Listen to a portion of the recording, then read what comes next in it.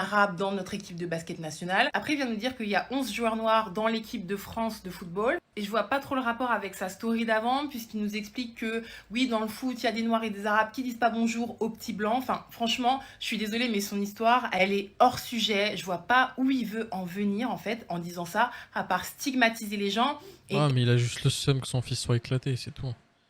Et montre-nous des photos, montre-nous des vidéos de ton fils. Tu ne montres rien. Ça en dit long.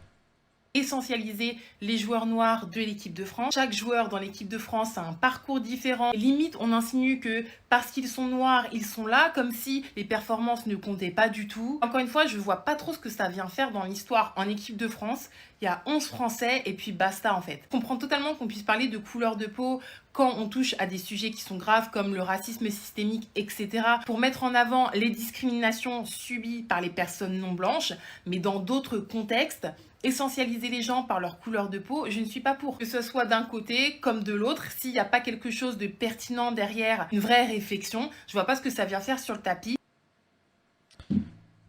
C'est chiant les gens comme ça, vraiment. Je sens qu'il a juste le seum, c'est tout. Droit. Pas. Et on va parler en... Et regardez l'équipe de France. On va pas mettre les organes. On va y aller pas à pas. Et on va parler en toute objectivité et rien que l'objectivité. Ce qu'il a dit là, il a pas menti. Non, oui, ça oui. Il y a beaucoup de noirs et d'arabes au foot, on le sait. Il n'y a aucun souci. C'est la suite. Ils serrent pas la main, ils disent pas bonjour, ils veulent pas se doucher avec mon fils. C'est quoi ça? Moi, la question que j'ai envie de lui Je sais poser, même pas si c'est vrai ou c'est pas. pourquoi? Pourquoi en équipe de France, la majeure partie des joueurs, ce sont des noirs? Eh bien, on va le dire. Qu'en France, les meilleurs footballeurs sont issus des quartiers, pour la plupart. Et quand je dis des quartiers, je ne parle pas des quartiers forcément parisiens. Je parle même des quartiers de toutes les villes que tu connais. Que ça soit Lyon, que ça soit Marseille, que ça soit où tu veux, la plupart, ils sont issus de banlieues.